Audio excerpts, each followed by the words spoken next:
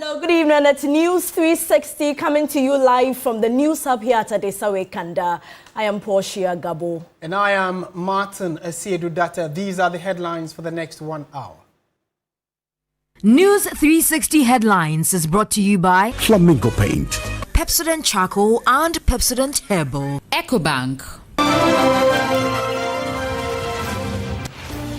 Lands Minister condemns attack on NIMOS task force as he calls for swift investigation after meeting Interior Minister and Speaker of Parliament. And also coming up tonight, Upper East Police Command on manhunt for unknown assailants who ambushed immigration officers in Garu Tempani, leaving one dead.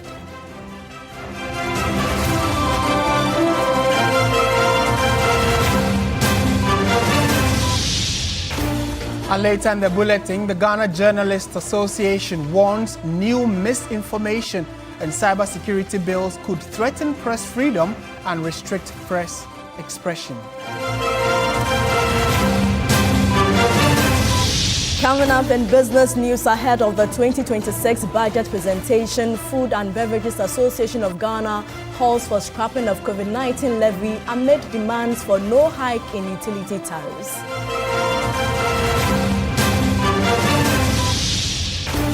On the international front, Tanzanian President Samia Suluhu Hassan sworn in for his second term following an election rejected by the opposition as a sham.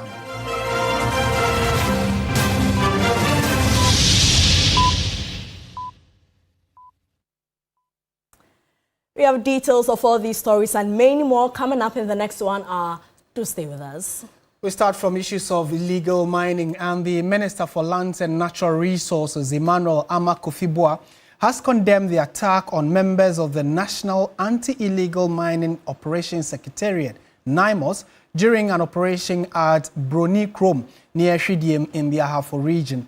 The NIMOS team was attacked on Saturday by irate youth numbering over 500 after arresting some persons allegedly engaged in illegal mining. The Ministry of Lands and Natural Resources, in a statement, said the Minister, Emmanuel Kofi-Boah, has held separate meetings with the Speaker of Parliament and the Minister for the Interior to ensure swift and rigorous investigations into the incident which occurred on Saturday, November 1st, 2025. The ministry says the move underscores government's commitment to holding accountable all individuals who aid, support, or front illegal mining activities and those who obstruct law enforcement officers in the line of duty. Meanwhile, the Inspector General of Police, Christian Teteyohono, has directed the Criminal Investigations Department headquarters to take over the case. According to reports, the NIMOS team, while on an anti-galamsey operation near Broni Krom, came under attack from a group allegedly incited by the Member of Parliament for Asutifi North, Ebenezer Kwekuado. Security reinforcement from the Ahafo Regional Police Command and the military later restored calm with the support of the Zongo Chief of Shidiem, who helped mediate the situation. In a related development, the Member of Parliament for Asutifi North, at the center of allegations, Ebenezer Kwekuado, has denied inciting resident against security personnel. In a statement issued on November 3rd, 2025, Ebenezer Kwekuado assured constituents and the public of his commitment to law and order, public safety, and cooperation with all security agencies. So there seem to be a number of players in this whole debacle that happened over the weekend. One of the members of Parliament named in it is MP for Asutifi North, who many accused, or some persons accused, of mobilizing men to aid in the release of those that NIMOS had arrested. So he was invited by the Ghana Police Service earlier today, but we were told that meeting did not happen. What exactly was the reason why? Kwesi Jemfi Buedu is a lawyer for the Member of Parliament for Asutifi North, Ebenezer Kwekuado. Kweku, good evening. Council, good evening. Thank you for joining us on News 360. Thank you for the opportunity. What exactly was the reason why your client did not have the meeting? We were told he was supposed to have gone to the CID headquarters to assist with investigation, but it's been postponed. Why so? All right. Thank you so much once again to Ghanaians who are actually listening in. So the Minister for Asiedu-Dartey, Honorable Ebenezer Kwekuado, was readily available to avail himself for the IGP, acting hand in hand with the CID. Unfortunately, information that was passed back to us was that looking at the time, it would be best to appear on the next. And we particularly put out a community letter intimating that we are very much ready to avail at any given point in time for the betterment and to this particular. So tomorrow morning we will appear at the CID headquarters. Right. So it's just been postponed to tomorrow, if I understand what you're saying. That is so. Right. But the allegations and accusations leveled against your client is quite serious. Can you clarify what exactly his role was during this unfortunate incident at Tridium? Thank you once again. So like we've actually indicated in our letter, all that the MP sought to do just to calm the things that were happening in Tridium, which is seen as a 50 South. So there is nothing like he inciting, he's trying to obstruct security personnel whatsoever, which we believe that during the final determination of this matter, the Ghanaian population will come to. All right, Counsel, thank you for speaking to us. Kwesi Jemfi Boedu is the lawyer for the Member of Parliament for Asiedu-Dartey North, Ebenezer Kwekuado, and they will be appearing before the CID tomorrow. We'll definitely update you on how things play out. And the Member of Parliament for Asiedu-Dartey South, Collins Dauda, has been clarifying his role in the incident. He spoke on Accra-based at Sempa FM here in Accra and ESEPTA coming up. And according to him, when the calls kept coming, the Asiedu-Dartey North MP contacted me saying he was coming for a funeral in my constituency. It goes on further to say that I pleaded with him, given his position, to go and speak with the commander of the team, hoping he would be able to get a briefing. He did not initially plan to go. He only became involved because I asked him to. I did not instruct the commander to release anyone arrested. And these are the words of Collins Dauda, the MP for Asiedu-Dartey South, clarifying his role in the incident. Let's shift our attention to another disturbing story that happened over the weekend, and the Upper East Regional Police Command has confirmed the death of one immigration officer following an attack by unknown assailants. The assailants shot two immigration officers on Sunday, the 2nd of November 2025 at about 10 p.m. in Nangani, Busiande in the Garut-Timpani district. The officers were ambushed while returning to their base after conducting foot patrols. The wounded officers were rushed to the Bolgatanga Regional Hospital, where one sadly was pronounced dead. The attackers made away with two AK-47 rifles belonging to the officers. A statement from the police command says they are on a manhunt for the unknown assailants. And our Upper East Regional correspondent Castro Senyala, who's followed this story very closely, reports that the Inspector General of Police has dispatched a team of investigators and intelligence officers to Garut-Timpani to support the probe. The command assured the public that a thorough investigation is underway to unravel the crime and bring the perpetrators to justice. So on your screens you can see excerpts of the statement from the Ghana Police Service.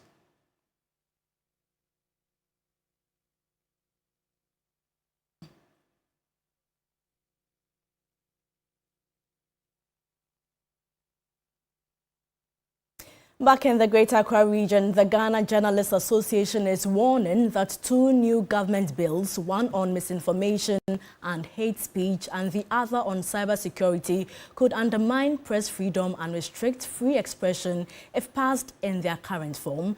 The association says the proposed laws were drafted without proper consultation and could hand excessive powers to the state to control online and traditional media content. Debate is growing over two new government bills aimed at tackling misinformation, hate speech and cybercrime. Supporters say the laws are needed to protect the public and strengthen online safety, but critics fear they could be used to restrict free expression and control the media. The Ghana Journalists Association, while acknowledging the need to stem the rising tide of misinformation, disinformation and hate speech, bemoaned the lack of stakeholder engagement in the development of the bills. Even though the GJA acknowledges the urgent need to stem the rising tide of misinformation, disinformation and hate speech, the association firmly rejects any legislative process that excludes key stakeholders or threatens constitutionally guaranteed freedom of expression, media independence and the public's right to information. This approach raises legitimate fears that the legislation, if passed in its current form or through a rash process, could inadvertently weaponize state power against the media and silence critical voices.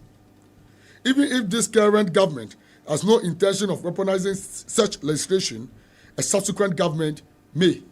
The group is, among other things, demanding an extension of the deadline for submitting inputs into the bills. Touching on the Cybersecurity Amendment Bill 2025, Albert Jumfo noted the bill risks being used as a tool to undermine journalism and press freedom. Though the bill is presented as an instrument to fight cybercrime, the draft contains vaguely offenses or worded offenses. It contains vaguely worded offenses, expanded state powers, and broad enforcement tools that, without robust safeguards for us, risk being used to undermine journalism, criminalize legitimate online reporting, enable surveillance of journalists and sources, and undermine press freedom. Cursory examination of the bill. The question we posed was, do these provisions threaten or have potential to undermine journalism, freedom of expression and media freedom? And the answer is a huge yes. Let's go to the courts, shall we? Let's deal with some legal matters now.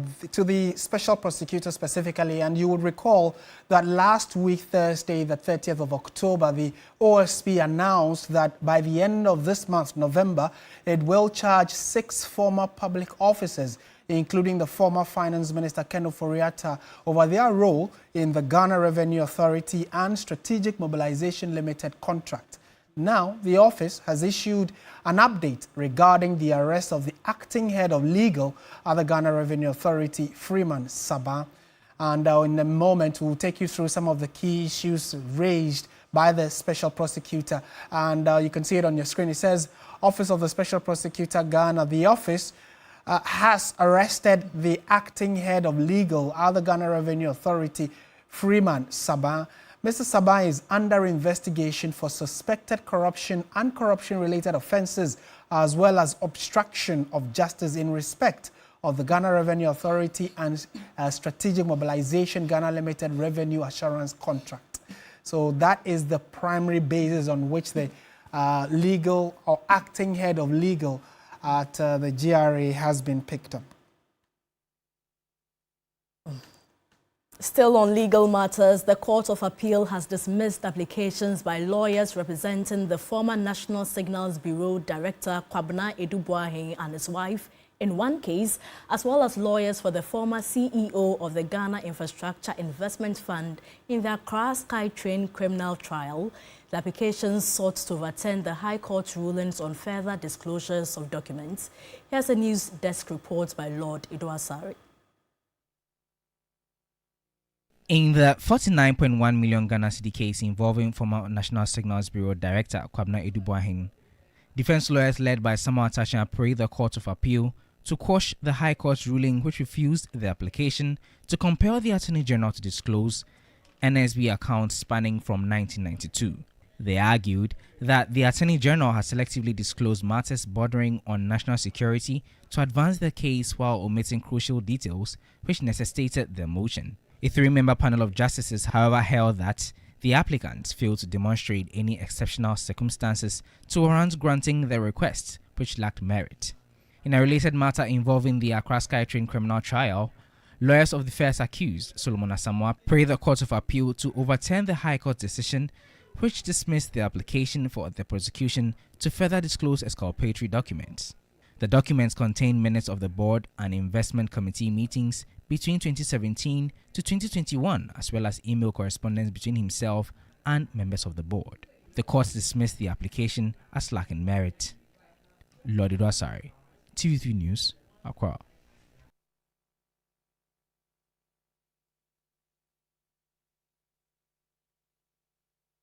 We're staying on legal matters because information getting to us indicates that the office, the Attorney General, has filed a notice of withdrawal of charges against Edward Akwaku, the General Manager of Akonta Mining Ghana Limited. And I'm sure many of you would know that Akonta Mining, owned by the Ashanti Regional Chair of the NPP, has come up strongly for media discussions. And so information we've gathered this evening indicates that the Attorney General has filed notice to withdraw charges against the fourth accused person, that is Edward Akwaku, General Manager of Akonta Mining, after he offered to testify as a prosecution witness. Now, he joins an interesting list of individuals who've decided to play ball with government or with the Attorney General in giving relevant information for cases that the state is prosecuting. So that's one that we'll also keep eyes on and update you subsequently when it does come in. In more news tonight, Germany will invest some 65 million euros in Ghana's economy as it seeks a new partnership for growth and development. The visiting German President Frank-Walter Steinmeier announced this after holding bilateral talks with President John Mahama. The German leader's three-day state visit, described by both head of state as a significant milestone, focused on strengthening cooperation in areas such as trade, renewable energy, vocational training, and regional security. Addressing the media, President John Mahama expressed great satisfaction with the current state of the Ghana-Germany relations, which have flourished since the formal establishment of diplomatic ties in 1957.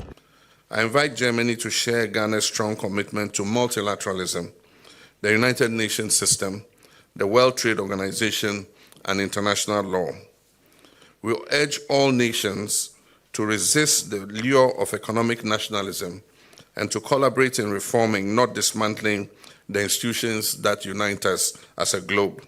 He also briefed the German counterpart of Ghana's economic recovery efforts under the Resetting Ghana agenda. I reaffirmed Ghana's strong dedication to creating an enabling environment to attract more German private sector investment, particularly within the framework of the African Continental Free Trade Area, which is headquartered here in Accra. President Steinmeier highlighted the robust trade relationship between the two countries, which saw a high trade volume in the previous year. He described Ghana as an attractive business location and an important hub for the region. Together we're working to lay the foundation for a sustainable economic development that will benefit Ghana, but I hasten to add it will also benefit Germany. And I'm happy to say that today we've also been able to bring good news, good tidings, that of course pending on the approval of the German Parliament, the Bundestag that is, Germany will again commit more than 65 million euro to Ghana in the framework of our development cooperation. On regional issues, the two leaders held open discussions on the growing threats of terrorism and political instability in the Sahel region. The German head of state will visit Kumasi on Tuesday, where he will break the ground for the expansion of a vocational training center and visit the Kumasi Center for Collaborative Research in Tropical Medicine, among others. Our government is set to reduce the 1,070 CD regulatory fee for courier services in a bid to ease the financial burden on operators and improve compliance within the sector. The Minister for Communication, Digital Technology and Innovation, Sam Nate George, at a Public Accounts Committee hearing disclosed that the revised courier registration fee will be captured in the new fees and charges bill to be presented to Parliament. Let us be clear, we would instill enforcement of the laws for courier services. We can't have a situation where we've had instances where people have ordered food, for example, and the food arrives and the meat on the food has been eaten. You know, people order things and courier companies do not deliver them in the manner in which they ought to. So we need to have some regulation of the space. And you can only enforce this in collaboration with the Ghana Police Service. We've put a moratorium till the end of the year for everyone to get themselves licensed, either as an independent operator or under a fleet management operation certification. Because many of these young men who do courier services, but for that job, will be unemployed and will pose a security risk to our country. So we've spoken to them and said, instead of charging, 1,070 Ghana cedis to register in one go, we've decided that we're giving them a 50% moratorium on the 1,000 Ghana cedi to allow proper uptake. Are they under the Fees and Charges Act?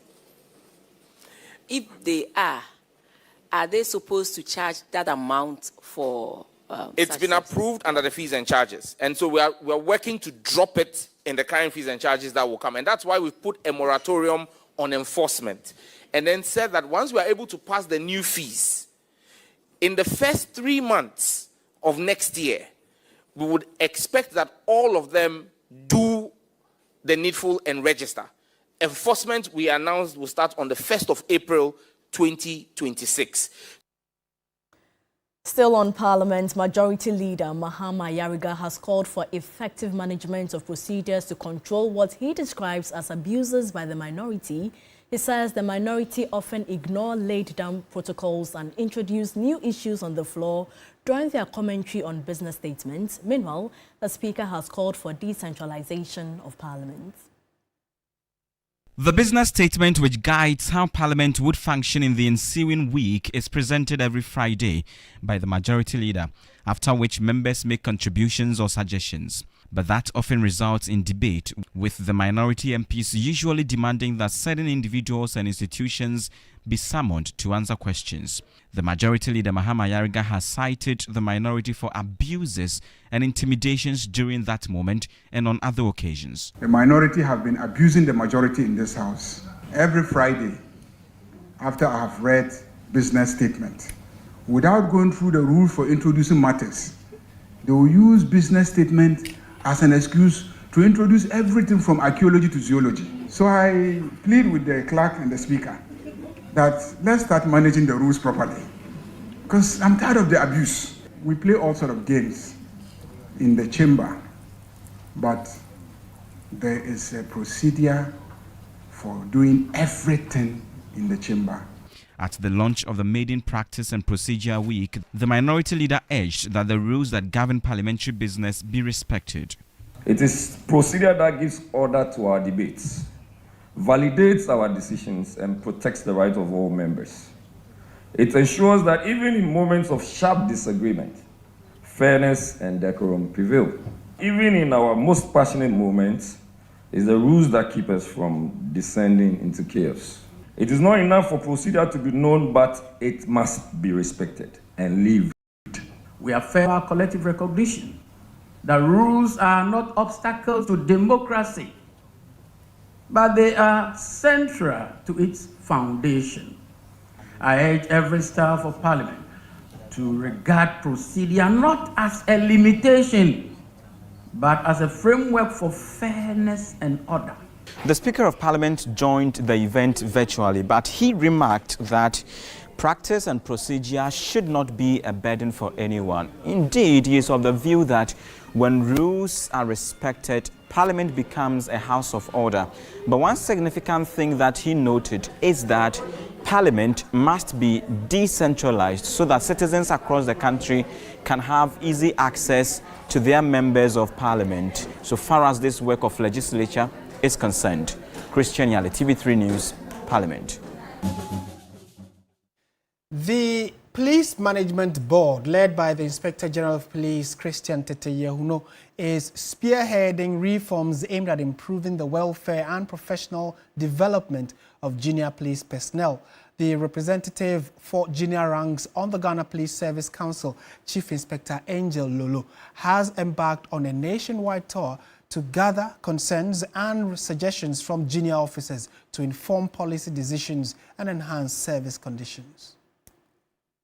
The tour, part of efforts to strengthen participatory leadership within the Ghana Police Service, provided Chief Inspector Lulu the platform to interact directly with frontline officers across all 25 regional police commands.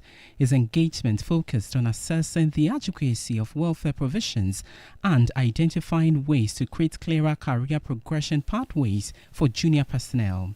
Sanctioned by the Inspector General of Police and the Police Management Board, the initiative underscores a renewed commitment to ensuring that the voices of rank-and-file officers are heard at the highest levels of police administration. It's a privilege to have a personal interactions with you.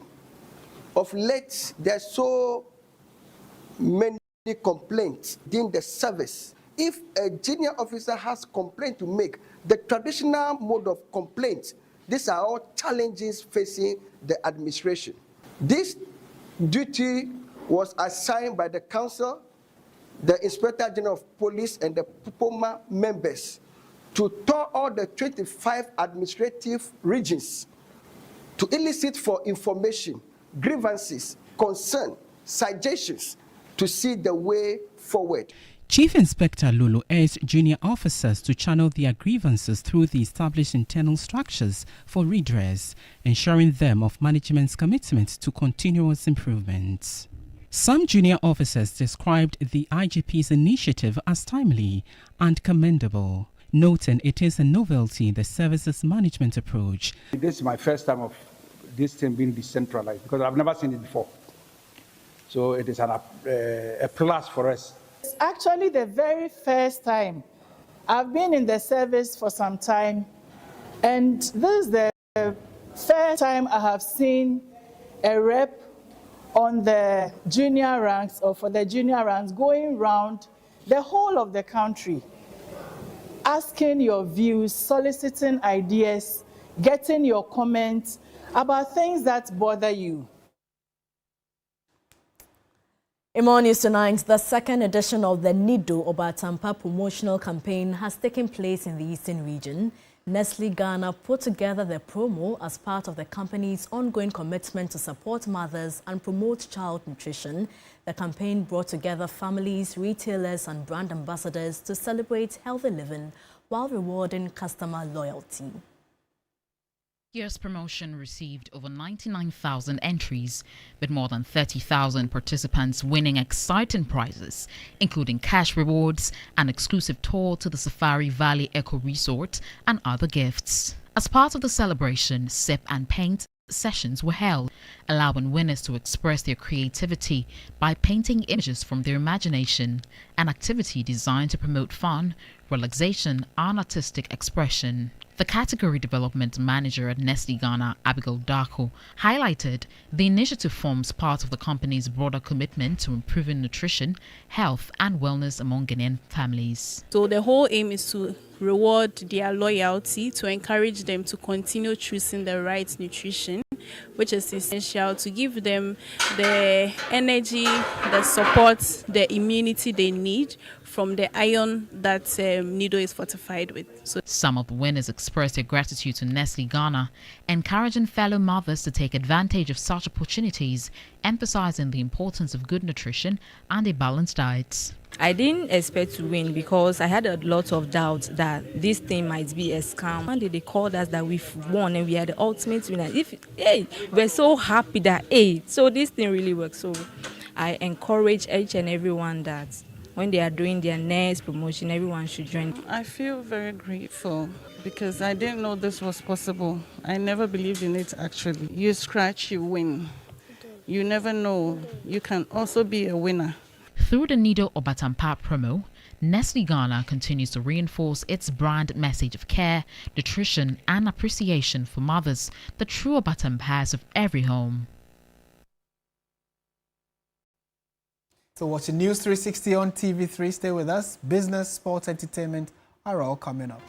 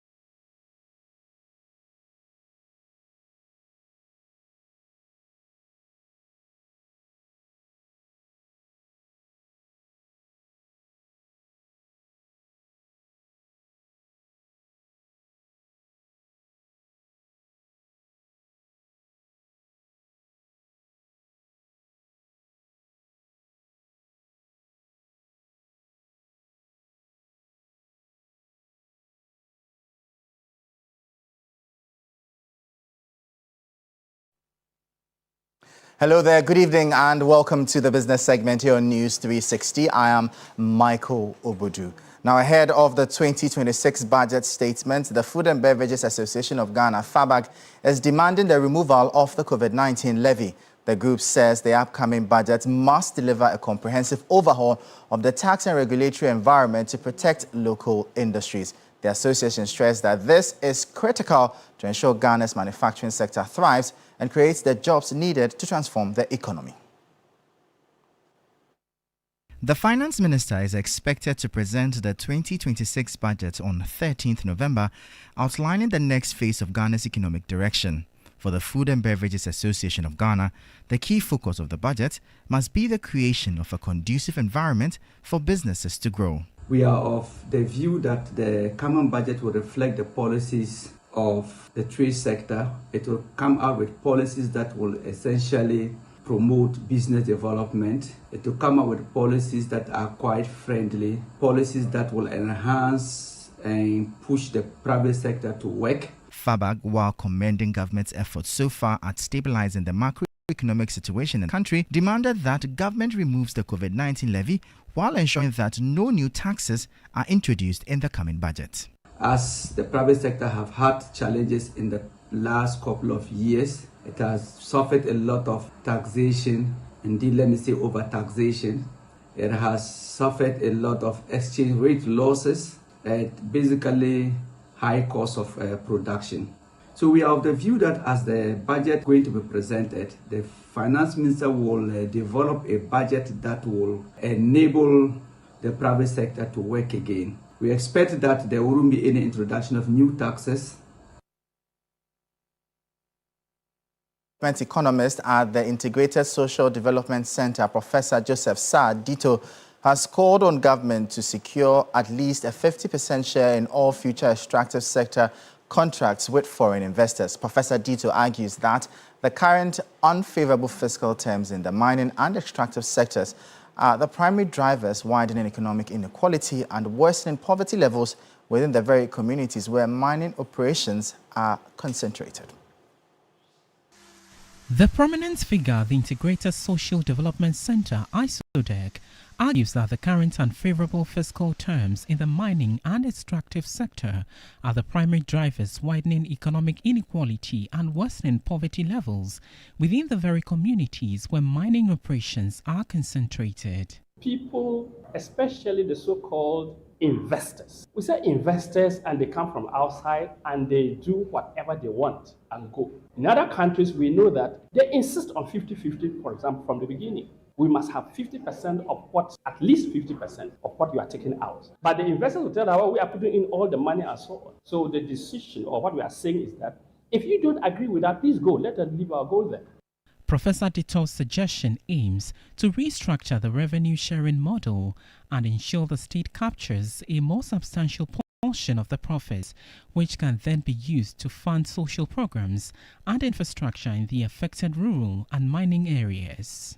One day we'll probably get the means to be able to get it. Why are we in a hurry to take it out if they are not ready to share it equitably? So, point is that we shouldn't be in a hurry to take out our extractive minerals. If somebody comes to invest, we must be able to tell them that this is what we want from it. If you agree with it, come. If you don't agree with it, please go. And government should be bold enough to do that. The Ghana National Chamber of Commerce and Industry is urging the government to prioritize access to affordable machinery and technology for local producers if it hopes to make meaningful progress with the 24-hour economy policy. Speaking at the Chamber's annual general meeting, GNCCI President Stefan Miezen welcomed the initiative but emphasized the need for competitively priced equipment to empower the private sector to scale production and generate employment. The only way we can turn our food, our natural resources, is to have the technology. But if the technology is going to come here at a very high cost, plus taxes and duties, then you can understand what it means. First of all, you can't buy it.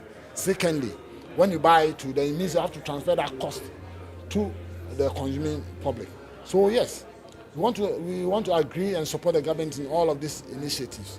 That look, as we are signing agreements with all other nations, let us look at technological transfer at a cost that is not so high, especially in terms of duties and all of that to the importer, which will end up not even coming at all. So yes, to get a 24-hour economy running, technology is important, but it has to come at a cost that is not too expensive. And that'll be all for the business segment here on News 360. I am Michael Obudu. Thank you for watching. As always, please stay safe. We'll bring you updates now from the currency and the commodities market.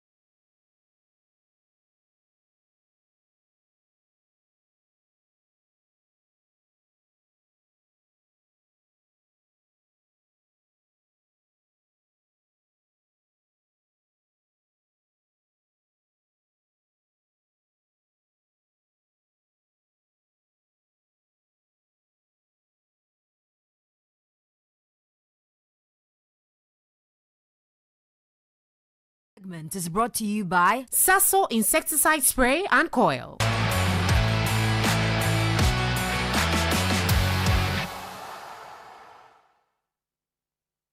Hello, good evening, and welcome to the sports segment here on News 360. My name is Bill Ishen. Now, match day 8 of the Ghana Premier League was honored at various centers, with Hearts of Oak maintaining their unbeaten run, while Basake Holy Stars, Bechem United, and 11 Wonders battle against relegation. My colleague Mutala Yakubu wrapped up the 8th round. Match day 8 of the Ghana Premier League has come to a closure with some interesting results. It started on Friday, where we had Bechem United drawing goalless with Nations FC. Then Hoho United at home to Midiama, who were then the league leaders before that game. It ended 1-1 at the Hoho Sports Stadium. Pressure on coach Tijani for not getting a win at home. At the Baba Yara Sports Stadium, Asante Kotoko returned to the domestic front after their exit from the CAF Confederation Cup, this time beating Karela by 4-2, and midfielder Hubert Jehu scoring some incredibly sublime goals for the Porcupine Warriors. And this game actually gives them a lot of confidence going into match week 9, which they will take on Hearts of Oak. For Hearts of Oak themselves, they traveled all the way to face Basake Holy Stars and got a very, very important 2-1 win to also boost their confidence ahead of the big game against Asante Kotoko. The likes of Dreams FC also picked up wins in their game. Heart of Lions went all the way to Swedru, managed to get a point. They drew 1-1 with All Blacks. So it's been a good weekend, and this sets us up very well for match day 9. The biggest game in there will be Heart of Oak Asante Kotoko. It's a super clash. Now, the UEFA Champions League returns on Tuesday, with Real Madrid facing off with Liverpool at Anfield in match day 4. Now, Liverpool manager Arne Slot admits it will be difficult facing Real Madrid and the new manager Xabi Alonso. For me, it's hard to compare them this game with last season. I just said it already, because last season when they played here, they had many injuries. And now they haven't, and they kept a lot of the team the same. I see a lot of similarities between last season. Xabi is doing an incredible job at Madrid, but Carlo Ancelotti did the same. He won a lot. They've added a few new players, so that can always influence playing style maybe a little, but I saw last season a very good Real Madrid. And I see that now as well. So they've always been in this competition a big force. I think 15 times semi-finals in the last. I don't even know how many semi-finals or more they've played in the last few years. So very good team. But we are a very good team as well. Now let's take a look at the fixtures for match day 4 on Tuesday. Of course, we have Liverpool who will be facing Real Madrid. Napoli will be facing Eintracht Frankfurt. Slavia Prague will face Arsenal. Atletico Madrid will face Union Saint-Gilloise. Liverpool, Madrid, Tottenham versus Copenhagen, Olympiacos versus PSV, Juventus versus Sporting, PSG versus Bayern, and Bodo Glimt will be facing Monaco. That's it for the sports segment here on News 360. My name is Bill Ishen, and there's more on the bulletin after this break.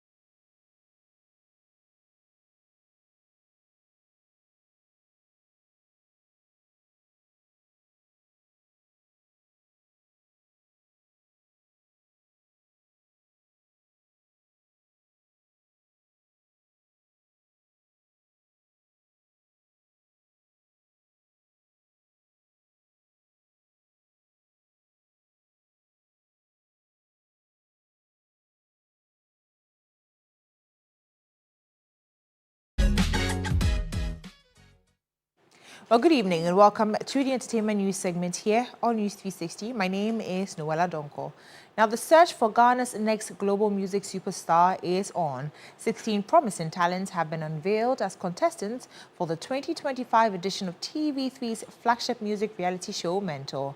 Now, Mentor offers these rising stars the opportunity to showcase their craft to the world and serves as a stepping stone toward building successful music careers.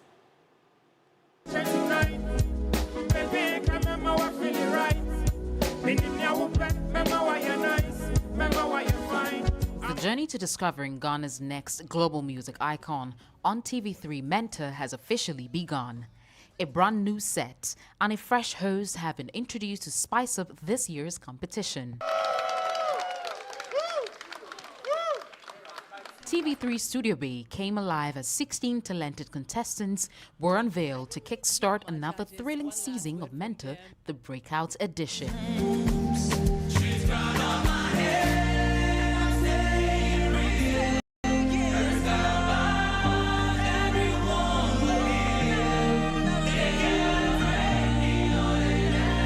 After that breathtaking opening performance, the contestants jumped straight into action with their duet performances for the night. None of them girl, them no bad. If them I know you, them no bad. No, charge boy. Yeah, them no bad. If them no be you, them no bad. No matter what them do, them no bad. They say no. Hey, don't see. No. Just come home. Mentor continues to provide a powerful platform for young talents to showcase their craft to the world and serves as a perfect stepping stone to launch their music careers. You are going to have an amazing band that will help you hone your skills on how to perform on stage. You're going to have a music director that's going to help you understand how to put your craft together. A vocal coach who will help you become a better musician. Judges who will be harsh when they need to and also praise you when you're doing good. And you will have the chance to perform to a live audience every week for 13 weeks. The experience you are going to get from this is so valuable, you can't get it anywhere else. So I want you to buckle down and make sure you take full advantage of it and come out a superstar inside.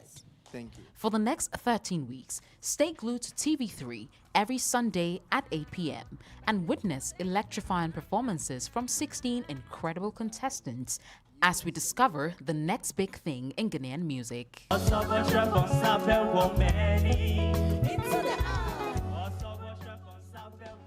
And so make sure you join us this and every Sunday at 8 p.m. right here on TV3. That's it for the entertainment news segment here on News 360. My name is Noella Donko. Thank you so much, Noella. Coming up, international news. Tanzanian President Samia Suluhu Hassan has been sworn in for a second term amid tight security, following an election marred by violent protest and rejected by the opposition as a sham. The inauguration ceremony was held at a military parade ground in the capital, Dodoma, instead of a stadium as in previous years. It was closed to the public but was shown live on state TV. Samia was declared the winner on Saturday with 98% of the vote. She faced little opposition with key rival candidates either imprisoned or barred from running. International observers have raised concerns about the transparency of the election and its violent aftermath, with hundreds of people reportedly dead. U.S. President Donald Trump has ordered the military to prepare for action in Nigeria to tackle Islamist militant groups, accusing the government of failing to protect Christians. Trump did not say which killings he was referring to, but claims of a genocide against Nigeria's Christians have been circulating in recent weeks and months in some right-wing U.S. circles. Groups monitoring violence say there is no evidence to suggest that Christians are being killed more than Muslims in Nigeria, which is roughly evenly divided between followers of the two religions. An advisor to Nigeria's president told the BBC that any military action against the jihadist group should be carried out together.